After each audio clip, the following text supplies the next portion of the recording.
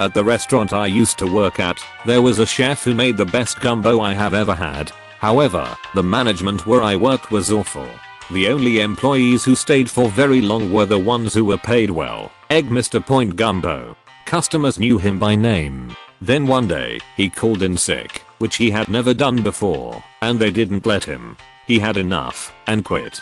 But he also burned a few bridges. He took all his notes, which had ratios, spices, times, and temperatures. Everything. We had no idea how to make his gumbo. They then tasked me with recreating it. When it was nowhere near as good, most of the gumbo customers, which was a lot of them, left. I quit shortly after. From what I heard from my friends who still worked there, the business almost went under. This was his way of making the management pay. Edit. To start, we aren't in the South. This was a smaller place, but still a good size. The menu wasn't that big, so the gumbo was very important. The chef did have every right leave, but by doing so, the cuisine's lost its most valuable asset. That is how the gumbo man, chef, got back at the management. This all takes place several years ago. Backstory.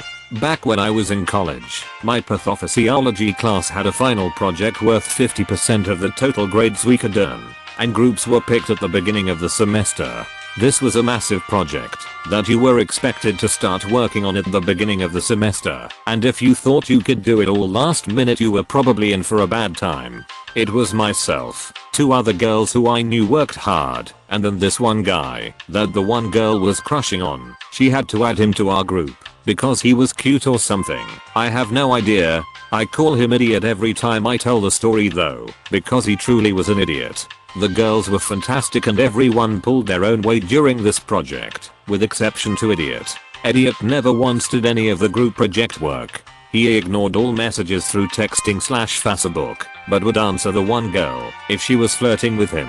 He would only show up to class maybe twice a month, if that.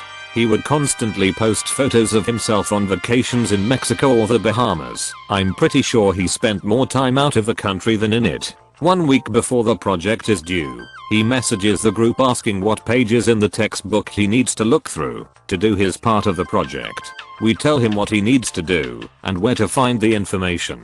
We laid everything out for him. If we did anything more we would be better off doing his part of the project ourselves. Idiot thanks us and then disappears. We all assumed he was doing the work he needed to do, and we were prepared to take a hit on our marks, because he didn't have anything done up until now, so the quality of his work was probably terrible at best. Project's due date rolls around, and he's nowhere to be found, and is ignoring all of our desperate messages. We, myself and the 2 girls, go to the professor and tell her everything that happened, along with screenshots of the literal month's worth of conversations where we constantly tried to get Idiot to come to labs with us, or the library, where we offered to help him do his part. The professor was not amused. Immediately fired off an email to Idiot and the head of the program as well, basically saying that Idiot needs to either do his part and show up to class the next week with it, or he will receive a 0 and the rest of us won't be affected. Can you guess what happened? Idiot was a no answer and no show, with no excuses or anything. Professor gave him a fat 0. Turns out that he needed to do this project and do well on it to pass. He bombed every test, and with this failure he was denied from passing that semester. I'm fairly certain he had to retake that course during the summer, which means he, or more likely his mom, had to shell out another $1,300 just for that class. A couple of months later in the college bookstore, Idiot and his mom, I call her Screamer, run into myself and the other girl who didn't like him, and Screamer just loses it on the girl and I, screaming at us saying we constantly harassed her son and she was going to make it impossible for myself or the girl to find work. Idiot's mom worked in the same field that our degrees were for. She sat in the board of directors for the Public Health Alliance for the area, so she was a public figure and a supposedly well-behaved and educated one too. She was escorted out by security shortly after, but that wasn't all she had planned. Screamer ended up dragging myself and the girl through every single college meeting they could schedule regarding our non-existent negative behavior towards her son, where he claimed he was constantly harassed, yet with no proof. It was literal months of this poor girl and I having to change our schedules for school classes / studying.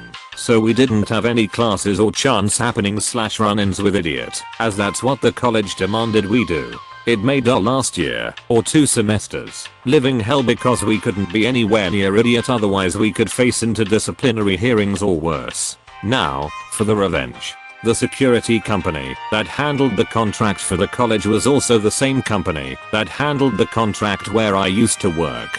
I was extremely close friends with the night shift supervisor, going out for drinks and playing Halo all night with him and his girlfriend sort of close. So one night, after I finished work, I asked him for a favor. On the promise that I wouldn't tell a soul he helped me, and telling him he'd have another great video to share with his friends, I asked him to let me email the video to my personal email account. After I told him what had happened and on what day and time it happened, he drove me to the campus. Just after the main building had closed, him and I walked over to his security office, where they have all of the recordings that run back to the day the security system was installed. He brought the video up of idiot's mom in the college bookstore, audio and all, of her screaming at myself and my friend.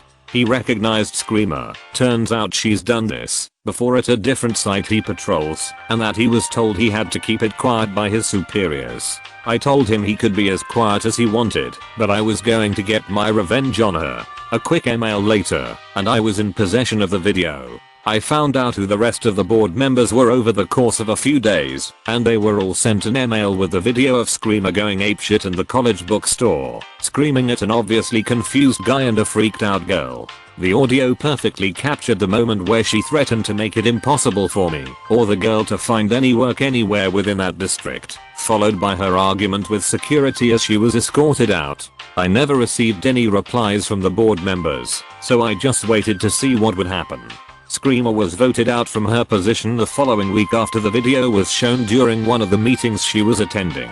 She lost her very cushy government job and was last seen working in an old age home according to a mutual friend. I'm not sure what happened to idiot, but I did hear from the same mutual friend that he never did graduate and works at a call center now. The girl and I ended up finding full-time work immediately after graduating. Never had an issue there. Oh, and the security guard ended up getting hired by the RCMP. So I guess good things do happen to good people. To set the scene, I work in a bookstore, but I'm very much an underling, which is what I prefer. I'm usually in the back, helping unpack shipments and prepare them for shelving. I also collect online orders and package them up for shipping, and sometimes I do the night shelving or overnight projects.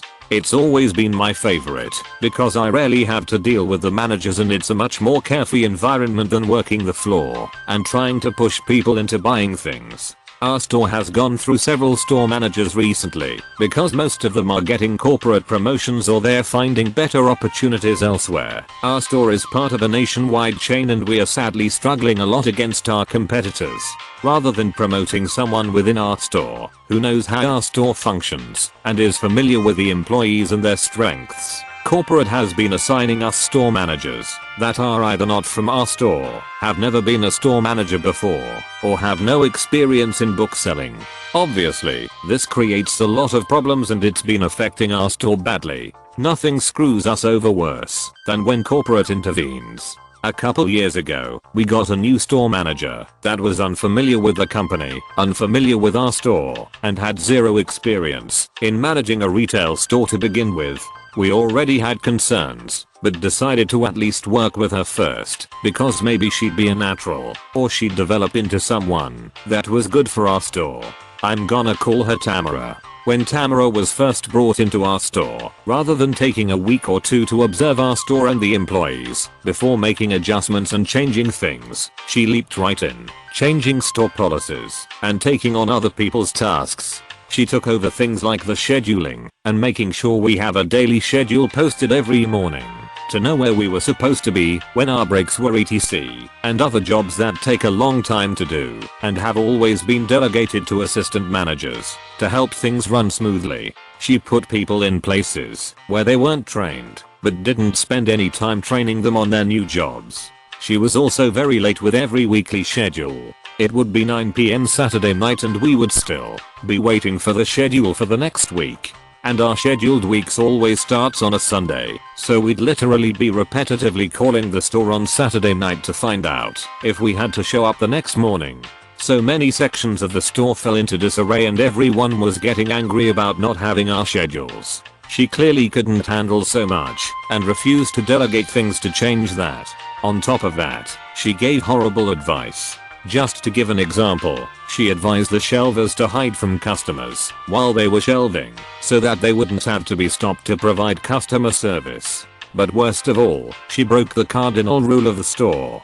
Do not mess with the back room. The back room is where we handle shipments and had its own separate manager who ran that area like clockwork. It was completely organized. We had a system we were well trained in, and we have always had things processed fast and all the new product unboxed, organized on carts, and ready to be shelved on time. Tamara did not bother to observe and of this and put all her focus on that back area. She got it in her head that our store would thrive if we completely changed up the back room, and she had no idea what we actually do back there. First, she took away a lot of our carts, so we had less to stock our product on, and our usual shipments are anywhere from 150 to 200 boxes a day. That's a lot of books and we need those carts. Then she took away the shelving cards we use on our carts to help divide up the titles not only by their main subject, like history or science, but also divided them up by their subcategories like history, civil war or science, physics. The cards made it so that the shelvers don't have to look up every single item to figure out where they go. They can just grab them and shelve them, only having to worry about getting the author's names in order alphabetically. So now we have overstuffed disorganized carts and they are not getting shelved on time because the shelvers had to keep looking up where everything goes. We explained this to Tamara over and over again in every way we could think to explain it, but she refused to listen and shifted the blame onto us. She also told us that taking away the cards was corporate's idea, not hers, and that they were no longer a required item for the stores. We did our best to try to still get things organized, but we were being rushed so fast and had so many books to work with, there was no time to scan through every single item, organize them on the cart, and try to remember where we put which subsection on each cart. I honestly felt horrible for the shelvers and a lot of them threatened to, and did, quit. It made our job in the back room frustrating because we knew we were being forced to screw them over, and when things don't work well in the back, it hits the entire store. Less product is being shelved, workers are getting stressed trying to figure out where things go. Morale could not have been worse. And the worst part was she refused to listen to anyone who approached her with concerns. Her attitude was work smarter, not harder, and just make it happen. Sorry, retail doesn't work that way. This is where I come in. Working in the back specifically on online orders, I didn't have to deal with her face to face much because I was always running around and frankly avoiding her because I didn't want to deal with her. This gave me an advantage. Not only was I able to see the notes she was leaving behind for employees, telling them what they were doing wrong, her bad ideas like making the shelvers hide from customers, and announcing the things she was changing that were hurting our work. On top of that, I was able to eavesdrop on the meetings she would hold back there with the assistant managers, explaining her great new ideas which were all horrible. With so many of my coworkers threatening to quit and getting miserable with work, knowing what they would have to deal with, we agreed we had to do something. So I went online to look up ideas for the best way to handle this and got some good tips. Now the revenge. I snuck my phone into the back and started taking pictures of every note, every announcement, even the disorganized carts and the giant mess she was creating in the back room. We had a mountain of boxes we couldn't even get to because the carts were not being emptied fast enough to give us room. I eavesdropped on as many of her little meetings in the back as I could, so I could keep track of what other policies she was breaking. Even caught her trash talking us, calling one of our mentally ill coworkers overly dramatic, even though that coworker never speaks up and just takes it when she's upset, saying we were too stuck in our old ways and too stubborn for change. Even called the manager who ran the back room an idiot and laughing about how pissed off Tamara was making her. Then I went digging through the store's computer until I found the full list of corporate guidelines, most of which she had broken and didn't care. The biggest of all being the scheduling, and it turns out it's against our state's labor laws for managers to not give us our schedules 14 days in advance. After I collected as much as I could, I collaborated with other angry cowhawkers, gathering whatever additional information they had, and together we compiled a document, each of us explaining what was going wrong, what rules and labor laws were being broken, and included all the pictures I had taken with my phone to provide evidence. We did include the disrespectful way she was talking to us and about us, but none of us really expected that to be taken seriously as we had no proof to provide. After we all looked it over and agreed we were satisfied with it, we emailed a copy to corporate, a copy to ours, and a copy to the regional manager, who had assigned Tamara to us in the first place. It only took 24 hours before the regional manager was called in and questioned about why on earth he kept Tamara employed with us, and how could he not know all the crap she'd been doing. I would have given him some slack, but the truth was he had visited our store on a regular basis, seen the majority of this stuff, and did nothing, since his ass was on the line for hiring her, and he didn't want to look bad by admitting his mistake. Eventually, people from corporate showed up to speak with Tamara and the regional manager. I wasn't there to see it, but according to the few who did, because it was held in our break room, she was drunk. Honest to God, drunk. She was slurring her words, wavering in her seat, and could barely give a cohesive answer to anything they asked her. It ended in them telling her to hand in her resignation, because it would look better for her than if she was just fired. She walked out of there having no idea who had taken this to corporate and even saw the document we'd composed anonymously against her. About a month later, the regional manager also resigned as he did not recover from letting her do this. We are still having problems with new managers, but our store has now earned a reputation as a store who will not put up with this kind of crap, and that's caused them to be a little more cautious as to who they assign to us. And that, to me, is the ultimate win. Never mess with the underlings. If you enjoyed the stories, slap the like and subscribe button for more of them, and don't forget to support the original writers with an upvote. Links are in the description. Peace out, and catch you tomorrow.